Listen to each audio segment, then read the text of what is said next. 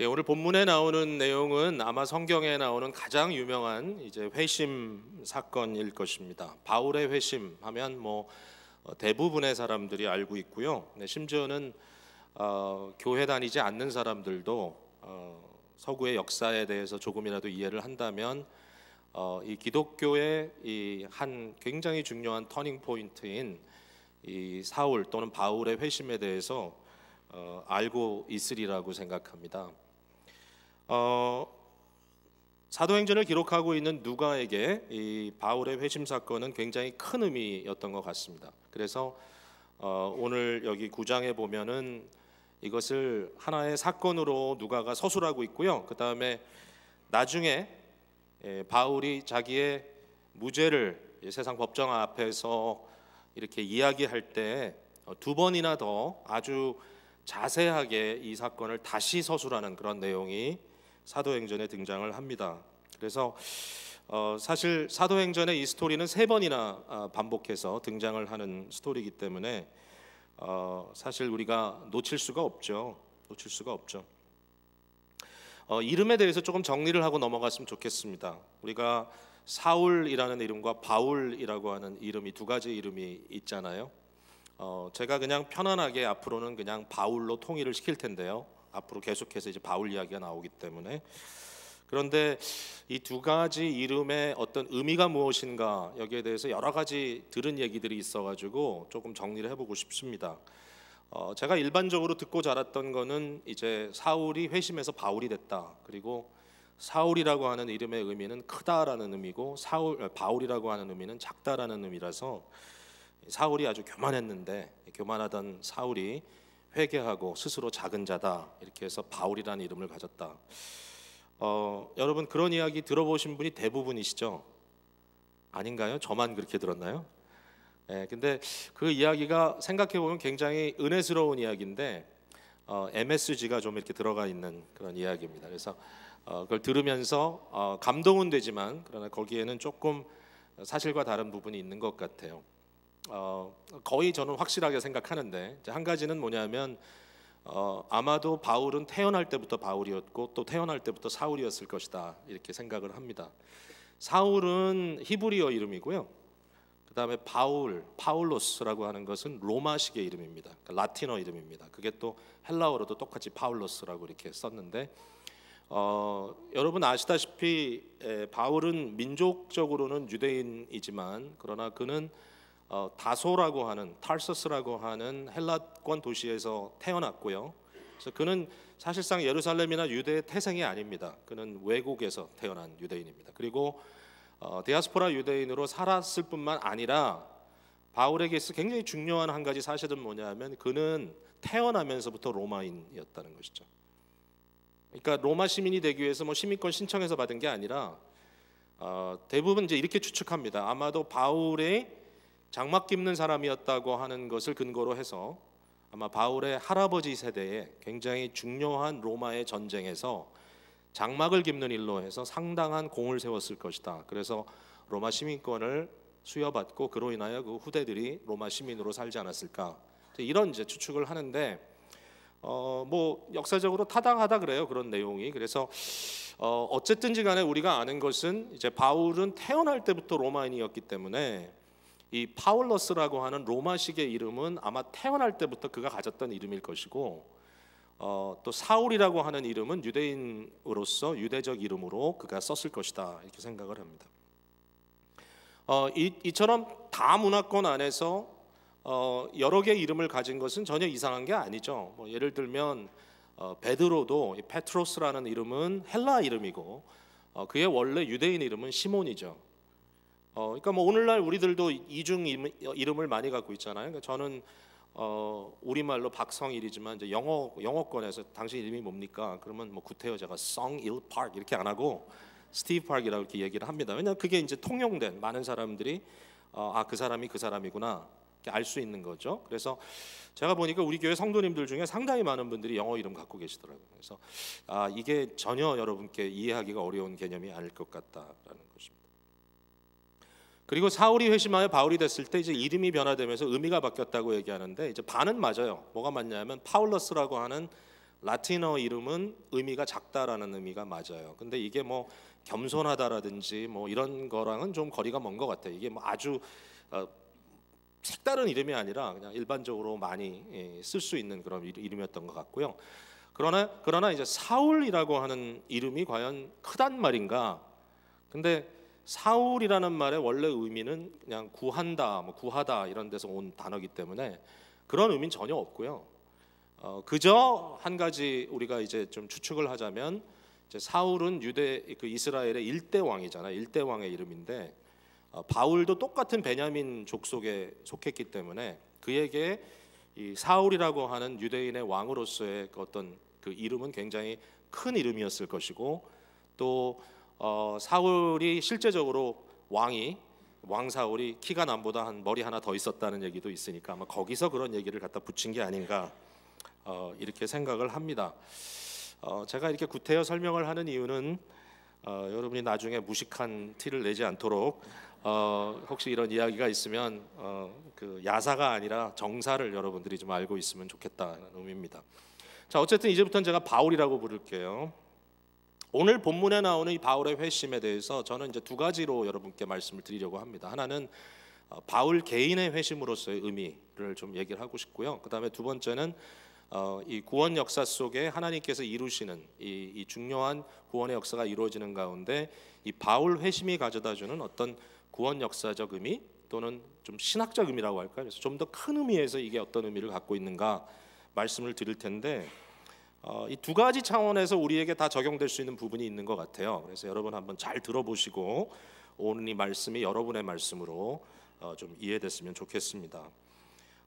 첫 번째 바울의 한 개인으로서의 회심을 생각해 보자면, 이 회심이 오늘날 일반적으로 우리가 이야기하는 뭐 무신론자가 크리스찬이 됐다든지 전혀 신앙이 없는 사람이 불신자가 신자가 됐다든지 하는 거하고는 좀 다르죠. 바울의 경우는 이미 그는 유대교에 정통한 사람이에요. 이미. 그러니까 지금 바울의 문제는 뭐냐면 유대교에 정통하지 않았다든지 뭐 이런 거죠. 예를 들면 모세 율법을 통하여 어떤 그 아주 절대적인 어떤 도덕률 같은 거에 대해서 뭐 의심을 했다든지, 제일 중요한 건 이거겠죠. 하나님을 몰랐다든지, 그 창조주 하나님을 몰랐다든지, 또는 그 하나님이 이스라엘의 언약의 하나님인 야훼 하나님이다라고 하는 것을 몰랐다, 그런 건 전혀 아니에요. 그러니까 바울은 분명히 알았어요. 창조주 유일신 하나님, 그러니까 그 당시에 헬라 문화권이나 로마 문화권에서 아주 다신주의, 아주 신들이 참 정말 아주 잡다하고 아주 굉장히 막 유치한 이런 신들이 인간 하류의 이런 행동을 하는 그런 것들을 바울은 그 당시 많은 이방인들이 유일신 하나님을 믿는 신앙으로 바로 그런 이유 때문에 왔던 것처럼, 바울은 완전하게 유일하신 하나님, 창조주 하나님, 성경이 증거하는 여호와 하나님을 그가 분명히 알았던 거죠. 바울에게 있어서요, 구약 성경, 우리가 아는 39권의 이 구약 39개 책으로 된 구약 성경은 완벽하게 그에게 알려졌던 겁니다. 그러니까 바울은 모세의 율법, 선지서, 그 외의 글들에 대해서 완전히 정통한 사람이에요. 완전히 정통한 사람. 그러니까 나중에도 보면 바울은요, 구약의 어떤 구절들을 생각하지 않고도 그냥 술술 빼낼 수 있을 정도로 다 거의 머릿속에 입력했어요. 그 데이터가 풍성하게 머리에 들어가 있어요. 제가 생각할 때는 아마 그 당시 시대의 이 가말리엘이라고 하는 최고의 학풍에서, 이 랍비 밑에서 정통적으로 유대교를 공부하고 구약에 정통했던 바울 같은 사람은 거의 구약 성경을 다 외웠으리라고 생각해요. 제가 아무리 생각해도요, 암기력은 그때 분들이 오늘 우리보다 나을 것 같아요. 훨씬 나을 것 같아요. 암기력은. 이 자리에 계신 분들 중에 자기 전화번호도 모르는 분도 계실 수 있어요. 제가 보기에는. 왜? 이제 뭐 알 필요가 없잖아요. 저는 분명히 우리 아내 전화번호 몰라요. 물어보면 몰라요. 저는 번호가 안 맞을 거예요. 지금도 뭐 얘기하면 안 돼. 이게 제가 막 지금 억지로 얘기하는 게 아니라 실제로 항상 야단을 맞아요. 제가 내 번호도 모르냐고. 몰라요. 이름만 누르면 되는데. 집 코드도 하도 여러 개가 있으니까 어떨 때는 우리 집 코드를 교회 집 코드 주소 쓸 때 쓰고 막 거꾸로 막 쓰고, 그러니까 굉장히 헷갈려. 여러분의 이름이 뭐냐고 저한테 와서 얘기하지 마세요. 상처받아요. 예, 제 머릿속에 한 이름이 200개 정도 저장되어 있고 그 다음부터는 들어오고 나가요. 그러니까 혹시라도 제가 여러분 이름을 빨리 이렇게 딱 보는 대로 이렇게 얘기를 못하면 이게 벌써 문제가 있구나, 그렇게 아시면 돼요. 그러니까 바울 같은 경우는 제가 생각할 때는 정말 이 암기력이 뛰어났을 것 같아요. 그러니까 구약 성경을 거의 그냥 있는 대로 다 인용할 수 있는 정도의 수준을 가지고 있는 사람이었다. 자, 근데 문제가 뭐냐면요, 데이터는 충분히 갖고 있는데 이 데이터가 무엇으로 오르게나이즈 되어 있는가, 여기서 이제 중요한 포인트가 있는 겁니다. 그러니까 바울에게 있어서는 모세의 율법이라고 하는 완벽한 시스템, 스스로 완벽하다고 생각했던, 이 퓨어하다고 생각했던 시스템으로 똘똘 뭉쳐 있는 겁니다, 이 데이터가. 그래서 모세의 율법을 통하여 이스라엘 선민들에게 자기가 아는 대로 주신 하나님의 어떠한 역사와 하나님과의 어떤 그런 교통, 이제 이런 쪽으로 그가 깊이 심취돼 있을 때니까 그가 믿을 수 없었던 건 뭐냐면 예수 그리스도라고 하는 역사적 인물입니다. 나사렛에서 자랐던 예수라는 분이 지금 사도들의 증거나 또는 제자들의 증거가 그가 하나님의 아들이다, 그가 하나님이다, 다시 말해서 그의 신성을 주장하고 그가 십자가에 달려 죽은 것은 대속의 죽음이고 그가 부활했다, 이제 이런 걸 바울 사도가 믿을 수가 없는 거예요. 유대적인 어떤 개념 속에 예수가 신성일 수가 없고 신일 수가 없고, 그러므로 예수가 하나님이나 하나님의 아들이라고 하는 것은 일종의 신성모독이고, 십자가에 달려 죽은 예수가 대속의 죽음을 죽었다는 것, 구원자라는 것 믿을 수가 없고. 왜? 구약의 율법에 나무에 달린 자마다 저주를 받았다. 근데 저주받은 자가 어떻게 구원자가 되느냐? 그 다음에 예수의 부활, 말도 안 된다, 그건 다 만들어낸 얘기다, 이렇게 이제 그가 생각하고 있었기 때문에 예수 그리스도라고 하는 역사적인 인물이 그의 머릿속에 들어올 수 있는 룸이 전혀 없었던 거죠. 굉장히 강력하게 반박을 하고 예수를 증거한 스데반을 돌로 쳐 죽이는데 앞장서고, 그리고 오늘 우리가 읽는 대로 살기등등해서 다메섹까지 가서 예수를 믿는 사람들을 잡아 예루살렘으로 끌고 와서 핍박하려고 하는 이러한 일을 지금 하고 있는 거죠. 이 회심 사건이 바울에게 주는 개인적인 의미는 뭐냐면 그가 예수님을 만난 거예요. 뭐 다르게 얘기할 수가 없어요. 이 예수님을 어떻게 만났느냐, 굉장히 신비하죠. 분명히 이때 예수님은 육체적으로 부활하신 그분께서 하나님 보좌 우편의 영광 중에 계신 거예요. 이거를 먼저 본 사람은 스데반이에요. 죽기 전에 하늘을 우러러 보니까 하늘이 열리고 하나님 보좌 우편에 예수 그리스도께서 계셨다, 그가 서 계셨다는 걸 스데반이 봤어요. 그 얘기를 했잖아요. 스데반이 보인다, 예수님이 저기 서 계신다. 바울 걸 들었거든요, 자기가. 근데 그걸 바울이 본 거예요, 이제. 근데 이건 절대로 꿈이 아니에요. 그 다음에 일반적으로 얘기하는 한 개인에게 보여주는 환상도 아니에요.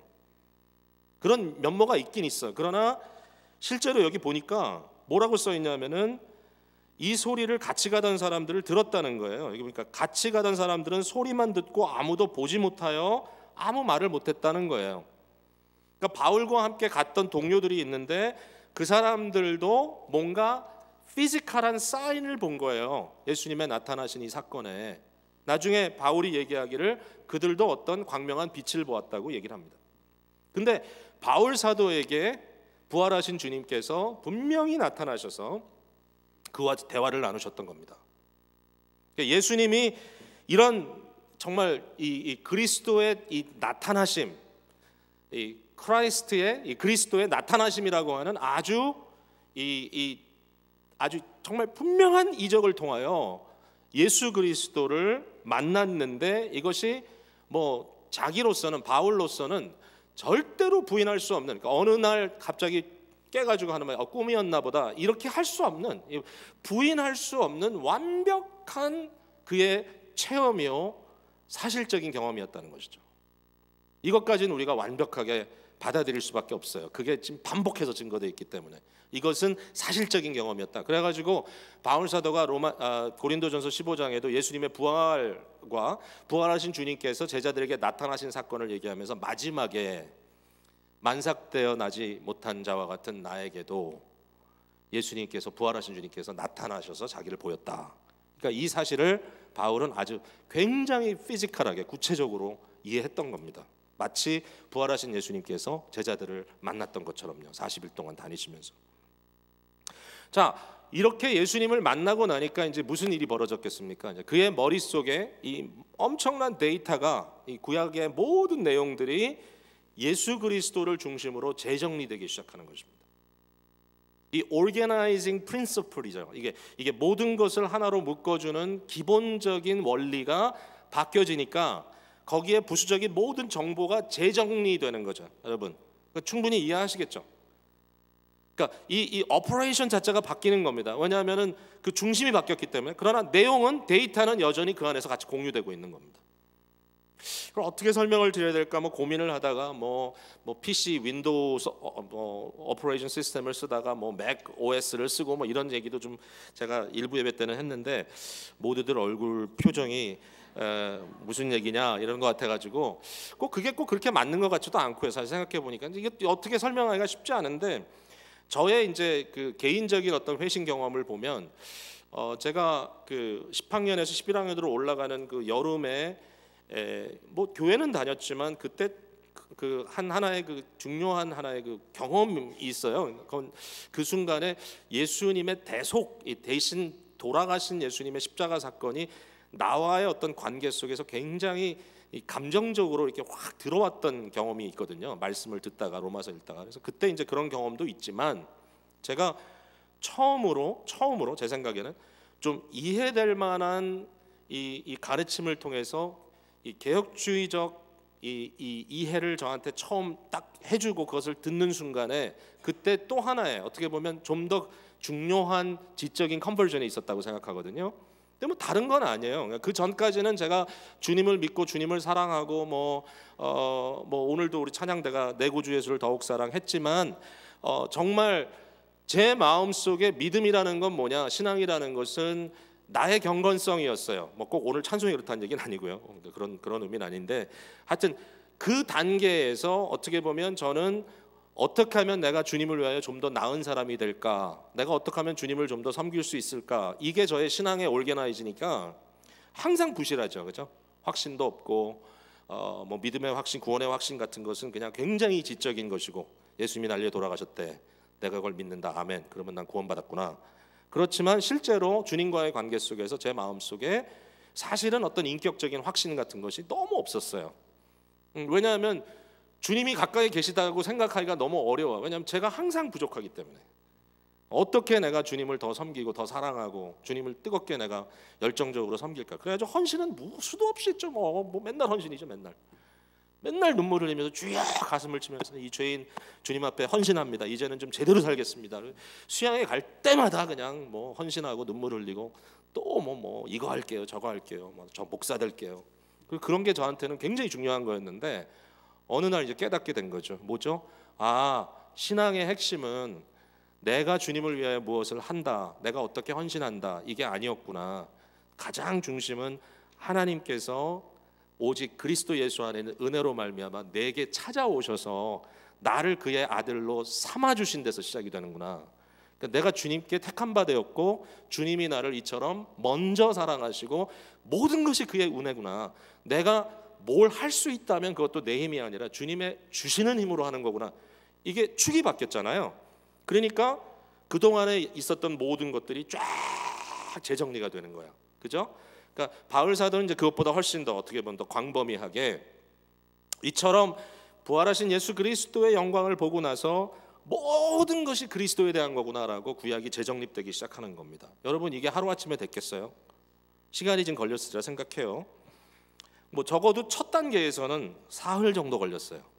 여기 본문에 보니까 9절에 사흘 동안 보지 못하고 먹지도 마시지도 아니하니라 그렇게 써 있죠. 그러니까 사도 이 바울이 이 사건을 경험하고 나서 이제 완전히 그냥 거의 그 죽음이죠, 죽음.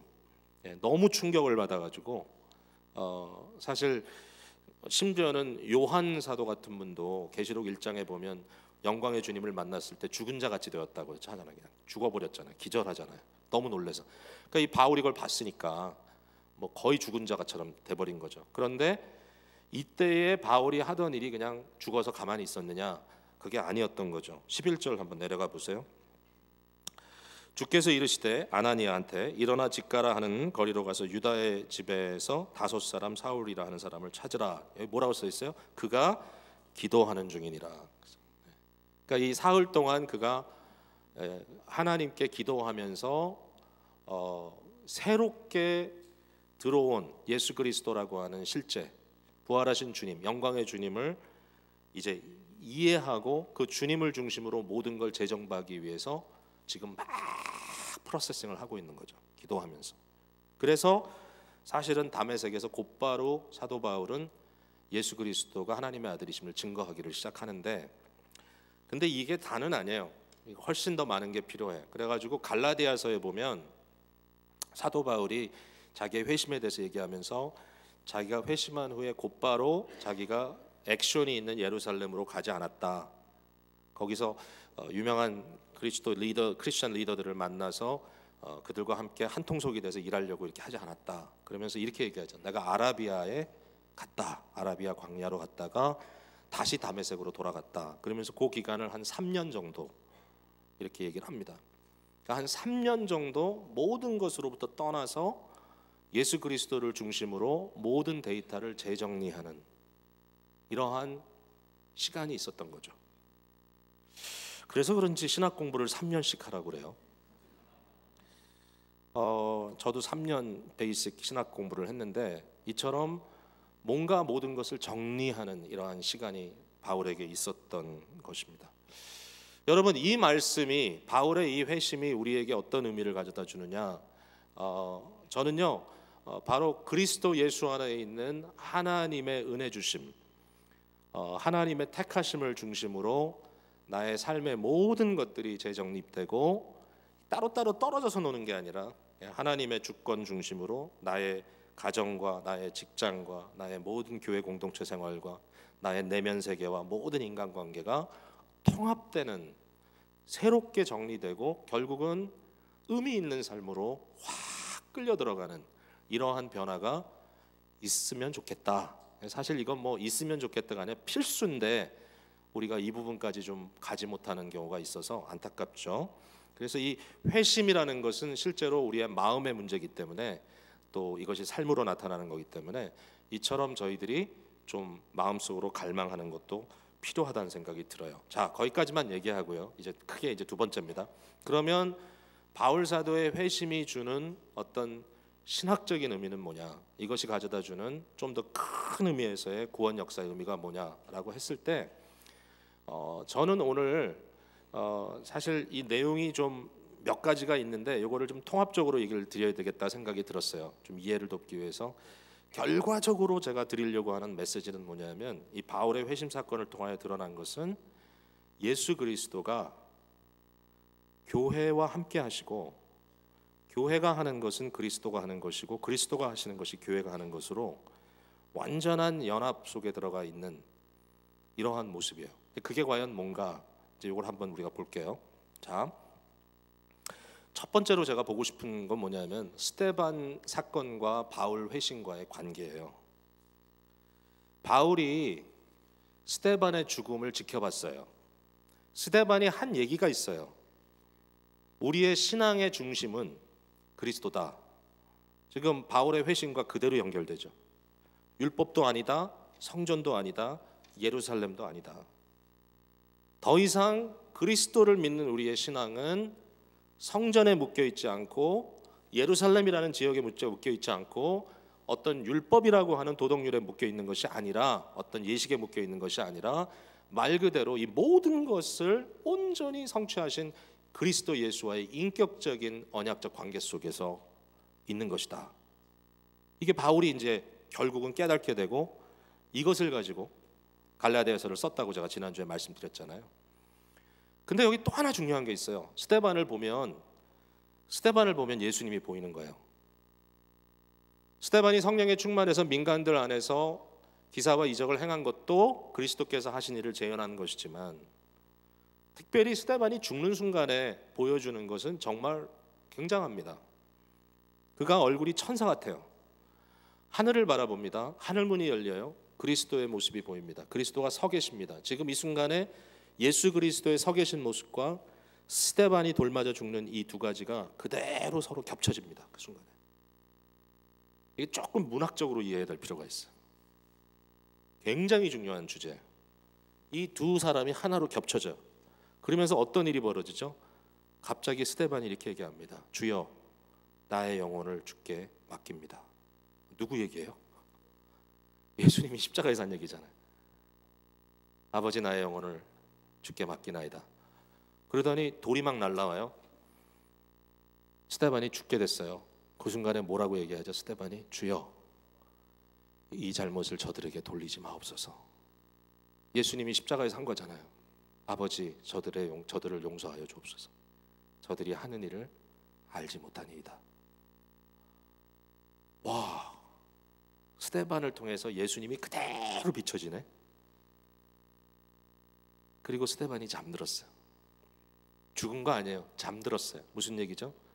예수님의 부활하심이 있었던 것처럼 스데반의 죽음도 부활을 예고하는 잠듦이었단 말이에요. 이걸 바울이 봤어요. 그리고 나서 예수님이 바울을 찾아오네요. 스데반이 봤던 예수님의 영광을 봤어요. 그 다음에 나타나는 게 뭐예요? 예수님이 이렇게 얘기해요. 사울아, 사울아, 네가 어찌하여 나를 핍박하느냐. 그러니까 바울이 깜짝 놀라서 주여, 뉘시니까 Who are you? 당신이 누굽니까? 그럼 그 순간에 만약에 죽었던 스데반이 그의 영혼이 나타나가지고 사울아, 사울아, 네가 어찌하여 나를 돌멩이질 하느냐 이랬으면 아이고 잘못했습니다 엎드려졌을 거 아니야. 당신이 이런 사람인 줄 몰랐습니다. 근데 그게 아니에요. 예수님께서 나타나셔서 네가 어찌하여 나를 핍박하느냐 하니까 사울이 이해를 못하는 거예요. 내가 언제 당신같이 영광스러운 존재를 핍박한 적이 있습니까? 내가 언제 당신을 돌 던진 적이 있습니까? 근데 예수님께서는 사울에게 얘기하죠. 나는 네가 핍박한 예수다.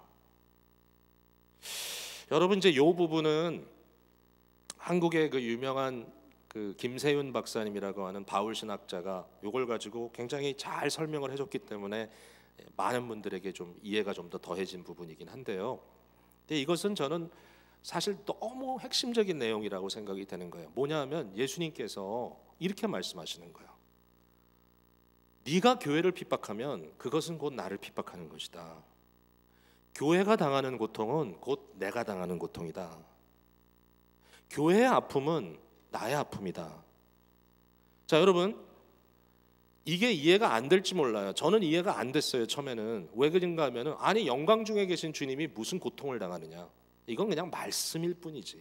내가 힘들고 어렵고 교회가 어떨 때는 핍박을 당하고 사회의 여러 가지 압박 속에서 교회가 힘들고 어떤 풍파가 있고 또 교회 안에 또 문제가 생겨서 어려움이 있고 막 눈물 흘리고 여러분 그런 경험들 해봤습니까? 예?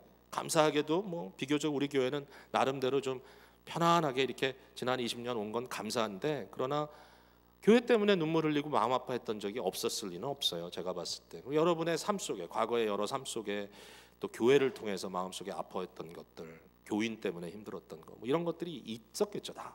근데 그런 모든 고통과 아픔이 예수님과 무슨 관계가 있느냐?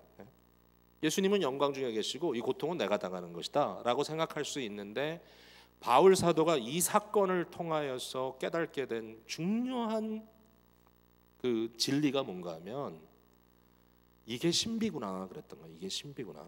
골로새서에 바울이 얘기하죠. 이방인 교회들을 향해서 이것이 하나님의 비밀이다. 이것이 하나님의 신비다. 즉 너희 안에 계신 그리스도다. 그리스도가 네 안에, 네가 그리스도 안에.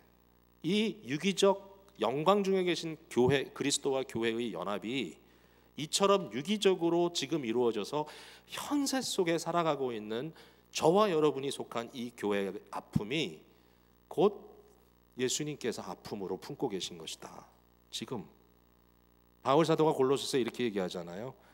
내가 교회를 위하여 교회의 이 고통을 당하고 있는 지금 그 교회가 많이 핍박을 받고 있는데 이것에 대하여 그다음에 바울은 지금 감옥에 갇혀 있잖아요. 교회를 대표해서 얘기합니다. 그리스도의 남은 고난을 채우려고 한다. 그리스도의 남은 고난. 그 굉장히 이해하기 어려운 구절이었죠. 제가 그렇게 말씀 이전에 드렸는데, 아니 그리스도께서 십자가에 당하신 고난이 충분하지. 이 세상에서 그리스도가 공생애를 지나시면서, 아니 성육신 이후부터 그리스도가 이 세상에서 당하신 고난이 충분하지, 무슨 그리스도의 남은 고난이 있느냐. 근데 알고 봤더니 교회가 영광스러운 그리스도의 신부로 흠없고 점없이 그리스도 앞에 서는 그날까지 교회가 고난당하듯이 그 고난이 여전히 그리스도의 고난으로 남아있다는 거예요. 여러분, 칼빈이 이런 얘기를 한 거예요. 칼빈이 예수 그리스도의 이 채워지심, fullness of Christ, 그리스도의 fullness가 언제 진정한 full이냐, 그리스도의 온전한 채워짐이 언제 온전한 채워짐이냐, 바로 그리스도의 몸된 교회가 영광스러운 그리스도의 신부로 그리스도 앞에 서는 그날, 어린 양의 혼인잔치 때 완성된다. 그 전까지는 그리스도께서 영광 중에 계심에도 불구하고 그의 교회의 고통과 아픔 속에 그리스도가 여전히 고통 속에 있다. 와, 대단하지 않습니까? 그리스도가 그의 영광스러운 신부인 교회를 영광 중에 맞이하는 그때까지 이 고난이 계속된다. 제가 좀 일찍 결혼했잖아요. 25살에 결혼을 했는데, 그 토요일에 결혼을 하고, 결혼하고 그 다음날 아침에 교회를 갔어요. 뭐 그게 그렇게 특별한 건 아니지만, 뭐 제가 그때는 뭐 두 번 생각할 겨를이 없었어요. 교회는 먼저 가고 그 다음에 이제 어딜 가든지 가야 되니까. 그래서 이제 제가 전도사였는데, 제가 섬기는 교회를 갔죠. 갔더니 목사님이 앞에서 광고를 하시면서 이렇게 광고하시더라고요. 남자는 결혼을 해야 사람이 되는데 우리 박 전도사가 이제 사람이 돼서 왔다고.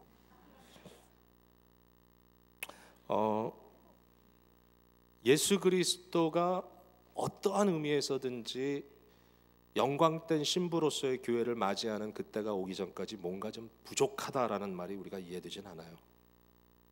이건 존재적인 의미는 아닐 거예요. 구속적인 의미에서. 그러나 그리스도가 여기에 대해서 전혀 양보하지 않아요. 교회의 연약함은 그리스도께서 짊어지시는 연약함이에요. 여러분 한 분 한 분의 고통이 있잖아요. 교회는 뭐 추상적인 거 아니에요. 그러니까 뭐 이런 교회가 있구나 이게 아니라 우리가 교회거든요. 예배하는 공동체. 옆에 사람 손 한번 잡아보세요. 잡아봐요. 그게 교회예요. 그게 교회예요. 이게. 옆 사람의 눈을 이렇게 쳐다보세요 한번. 그 눈에 뭐가 있어요? 뭐가 있어요? 요새 뭐 다들 힘드시죠? 감기가 이제 돌아가면서 이렇게 앓고 있기 때문에 뭐 폐렴도 되시고, 지난주에 폐렴으로 병원 갔다 왔다는 분을 제가 두 분이나 알아요. 우리 교인 중에. 그러니까 이런 일들, 또 아프지, 사고 났지. 네? 제가 지난주에도 정재 집사님 가서 이제 신방하면서 제가 그랬거든요. 집사님이 기쁨의 교회 대표 주자로 지금 믿음의 경주를 어렵게 가고 있다. 혼자가 아니다. 대표 주자다. 우리 다 같이 당하는 건데 좀 대표로 이렇게 힘들다. 이해하셔요. 그 말이 무엇인지. 그러니까 그 고통이, 그 고난이 그리스도와 무관한 게 아니라는 거죠. 예수님께서 같이 겪으신다. 그리스도의 십자가 사건이 지금 우리에게 여전히 고통의 장면들로 나타나는데, 나 혼자 홀로 지는 십자가가 아니었다. 그리스도께서 누구든지 나를 따라오려거든 자신을 부인하고 자기 십자가를 지고 나와 함께 가자. 그러니까 이 부분에 대해서 바울 사도가 이 사건을 통하여 깨달은 거죠. 바울 신학의, 교회 신학을 얘기할 때 그리스도의 몸이요, 그리스도와의 연합이요, 그리스도와 하나가 됐다고 하는 것을 끊임없이 바울은 얘기합니다. 여러분, 만약에 우리가 교회에 흠집을 내고 정말 악한 마음으로, 그런 사람은 안 계시겠지만 정말 악의로 자기의 개인적인 교만과 어떤 개인적인 욕망을 위하여 성도 공동체를 해롭게 하는 일이 있다면 우리가 조금 깊이 생각해 봐야 돼. 그래서 기도해야 돼. 주여, 혹시라도 제가 하는 것이 주님의 영광을 가리는 것이 없습니까? 왜냐하면 잘못하면 내가 그리스도에게 아픔을 드리는 거기 때문에. 너무 중요한 문제죠. 자, 여기서 이제 한 단계만 더 나갑니다. 자, 그러면 그리스도가 교회의 고난에 동참한다면 크리스찬들 우리로서는 어떻게 이제 그럼 살아야 될까? 이 부분에 있어서 이게 바울의 어떤 회심과 어떻게 연결이 되나? 여러분, 한 절 하나만 딱 보여드릴게요. 여기 2절에 보면은 다메섹 여러 회당에 가져갈 공문을 청하니 이제 바울이 그래가지고 이는 만일 그 도를 따르는 사람을 만나면 남녀를 막론하고 결박하여 예루살렘으로 잡아오려 함이라. 여기에 예수를 따르는 이렇게 안 써 있죠? 그 도를 그랬죠. 이 도가 도통할 때 도를 터득했다 할 때 그 도자는 맞아요. 한문으로 길도자예요. 근데 이 도라는 말이 정말 재밌게도 사도행전에만 여러 번 나와요. 이런 의미로 크리스찬들의 삶을 The Way라고 이렇게 설명합니다. 이 말이 반복돼서 나와요. 특별히 바울의 사역과 연결해서. 그러니까 바울이 가는 곳마다 The Way, 도를 정했다. 근데 이제 우리 성경에는 조금 요게 이제 헷갈리는 부분이 뭐냐면은 이 도라는 말로 똑같은 도로 번역된 말이 헬라어 두 단어를 똑같이 번역을 했어요. 하나는 호도스라고 하는 길이라는 의미, 길 말 그대로 the way. 또 하나는 피스티스라고 하는 믿음. 이 믿음도 도로 번역을 했어요. 그래가지고 이 그 도 하면은 이게 찾아봐야 돼. 원어를 찾아봐서 이게 피스티스를 얘기하는 건가, 호도스를 얘기하는 건가. 근데 결과적으로 이제 호도스에 대한 강조가 많아요. The way, 길 말 그대로 영어 성경에 번역된 대로 the way, 캐피탈 W를 쓰죠. 그 길. 이게 왜 중요한 표현인가 하면요, 이제 스데반과 바울을 통해서 기독교가 유대교에서부터 완전히 다른 것으로 규명되잖아요. 이게 유대교가 아니구나, 이것이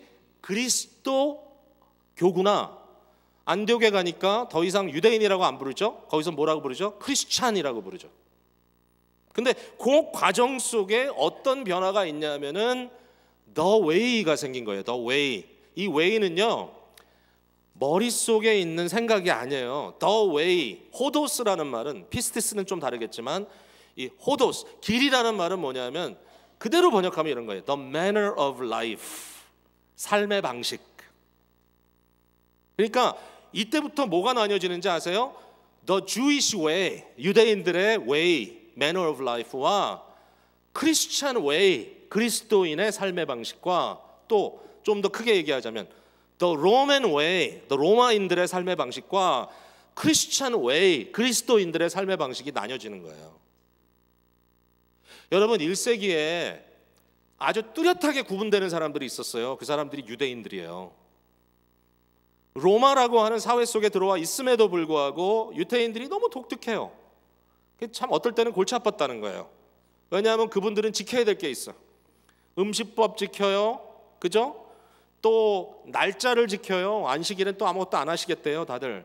그리고 뭐 이것저것 지키는 게 많아요. 뭐 태어나면 할례도 주고 막 이러면서 하는데, 일반 로마 사회에서 사는 사람들이 딱 봤을 때 저 사람들은 좀 유별나다. 이렇게 해서 이제 하는 말이 The way of the Jews, 유태인들의 사는 방식.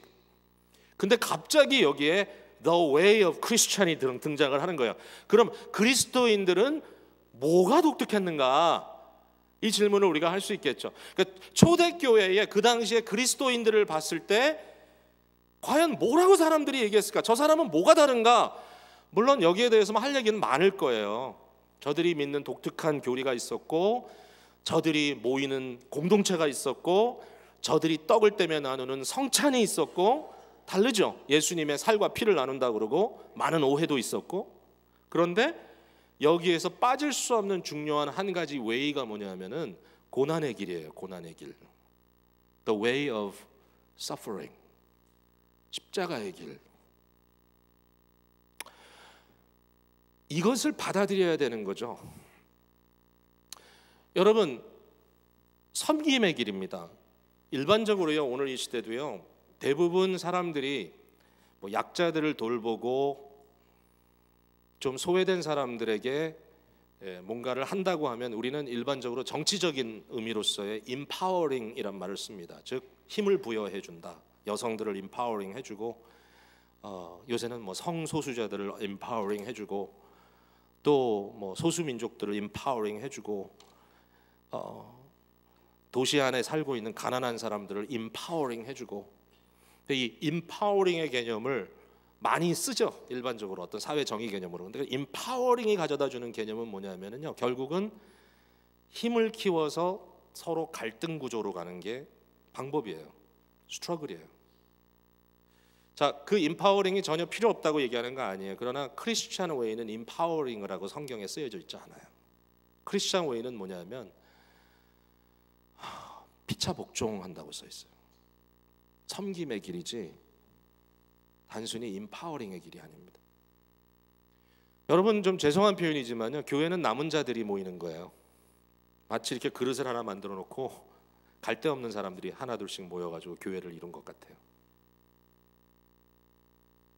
맞아요? 바울 사도가 고린도 교회에게 너희들 가운데 유명한 사람이 얼마 많지 않고 너희들 가운데 유력한 사람이 별로 많지 않고 우리가 세상적으로 봤을 때 아무것도 아니지만 그러나 우리는 그리스도의 보물을 가진 사람들이다. 여러분, 자기가 너무 특출하고 잘났기 때문에 나라고 하는 사람의 어떤 위대함 때문에 내가 인정받고 그것을 통하여 내가 뭔가를 해보겠다. 죄송하지만 크리스찬의 웨이로 보기에는 좀 어려운 부분이 있어요. 유대인의 율법적인 자기 의를 내세우는 자랑의 웨이가 있어요. 나는 이런 사람이야. 로마인들의 힘을 자랑하는 way of power가 있어요. 힘의 길. 힘 있는 사람이 위대한 사람이고 재력 있는 사람이 큰 사람이고 사회적으로 상대를 누를 수 있는 압제력을 가지고 있는 사람이 목소리가 당연히 있는 것이고 로마의 길입니다. 제국주의적 웨이입니다. 오늘날 미국의 길이 로마의 길이 되지 않았으면 좋겠는데 크리스찬이라고 이야기하는 사람들도 똑같은 파워라고 하는 웨이에 빠져서 이게 기독교라고 얘기합니다. 아니에요. 그리스도의 웨이는 연약함 동반하는 굉장히 색다르죠. 그 당시 사람들이 이해할 수 없죠. 자, 이게 바울의 회심과 무슨 상관이 있습니까? 그냥 한마디 이렇게 얘기할게요. 바울이 그 돌을 바로 이 약함 속에 있는 사람들을 자기가 자기의 강함과 자기의 무력으로 핍박하면 이긴다고 생각했어요. 자기가 돌을 들어서 그 사람을 때려 죽이면 자기가 이긴다고 생각했어요. 이게 바울의 길이에요. The way of Paul이에요.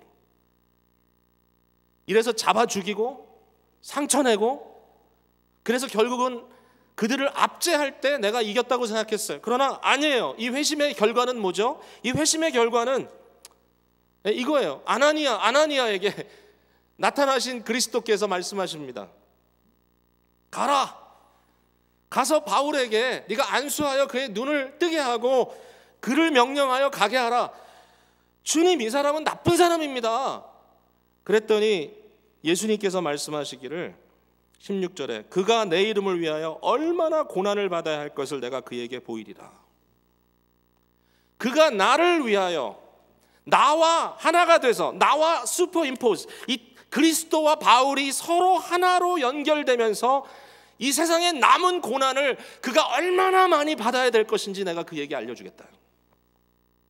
오늘날 교회를 향하여 주시는 이 시대적인 메시지는 이 세상을 살리는 복음의 메시지는 자기의 의를 드러내는 유대의 웨이가 아니고 자기의 힘을 의지하고 재력을 의지하고 인간적인 세상적인 영향력을 자랑하는 The way of the Rome 로마의 웨이가 아니고 너희도 자신을 부인하고 십자가를 지고 나를 따르렴 말씀하시는 그리스도의 웨이. 이것이 오늘 우리에게 어떻게 지금 이해가 되고 있는가?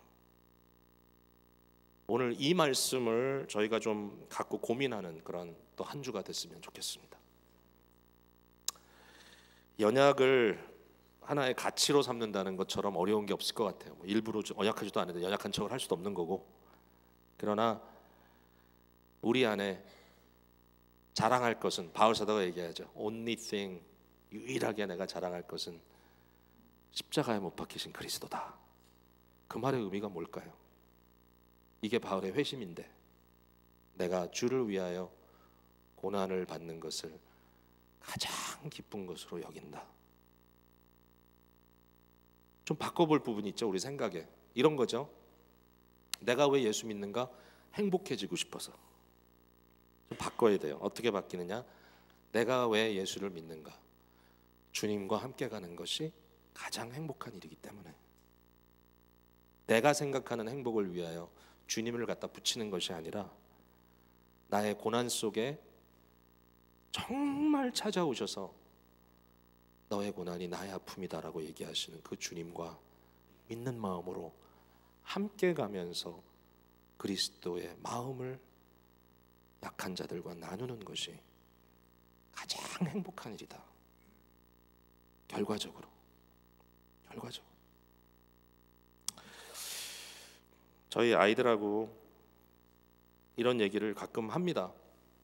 이제 뭐 대학 졸업도 얼마 남지 않은 아들도 있고, 지금 막 메이저 이거 택했다고 아주 막 익사이팅 해가지고 공부하는 아들도 있고. 제가 물어봐요. 야, 그거 해서 뭐 할 건데? I think 이거 하면 아주 좋은 잡을 얻을 수 있을 것 같다. 맞아요. 요새 아주 잘 나가는 그런 메이저, 그것만 제대로 공부하면 뭐 직장이 그렇게 쉽진 않겠지만 그래도 좋은 직장 얻으면 딱 벌써 취직하자마자 뭐 10만 불 정도 샐러리 받는 거는 일도 아닌 시대가 그러니까. 그래가지고 뭐 마이크로소프트나 구글 같은 데나 뭐 아마존 같은 데 취직돼가지고 자기가 한번 해보겠다고. 좋아요. 그럼 제가 그렇게 얘기해요. 그럼 취직한 다음에 뭐 할 건데? 아주 좋은 자매를 만나서 결혼도 하고 결혼하고 가족 갖고 그 다음에 뭐 할 건데? 노후 대책 해야 되겠지. 요새 노후 대책 30대부터 해요. 모르셨어요? 나중에 편안하게 살려고. 그럼 어떡할 건데? 그래서 이제 질문하는 거죠. 그건 아닌 것 같은데. 그러니까 하는 건 좋은데 You have to think more. 뭘 어떻게 살겠다는 거냐? 그러면 아이들이 하는 얘기가 있어요. 누구처럼 살겠다. 누구처럼 살겠다. 그럼 뭐예요? 교회에서 자기들이 너무 존경하는 집사님들, 우리 EM의 집사님들, 누구처럼 살겠다. 그게 뭔데? 정말 교회에 커밋하고 살겠다. 단순히 어떤 공동체 이런 게 아니라 정말 주님을 위하여 애를 쓰면서 먹고 사는 문제가 아니고 자기의 커리어 빌딩하는 게 아니라 그건 그거대로 가지만, 그러나 그 모든 것을 통하여 나의 삶을 통하여 그리스도가 존귀케 되는 것이 뭔가, 그런 얘기를 해요. 그래서 너무 추상적이지만 않았으면 좋겠어요. 그래, 너희들도 깊이 생각해봐라. 그래서 오늘날 저와 여러분의 삶이 참 귀한 거예요. 그래서 참 헌신하고 사시는 여러분들이 얼마나 많은 사람들에게 중요한 메시지를 주고 있는지 몰라요. 예수 그리스도와 함께 그의 삶과 그의 고난에 동참하는 모습이 뭔지 더욱더 깊숙이 들어갈 수 있는 귀한 한 주가 되기를 주님의 이름으로 축복을 드립니다. 기도하겠습니다.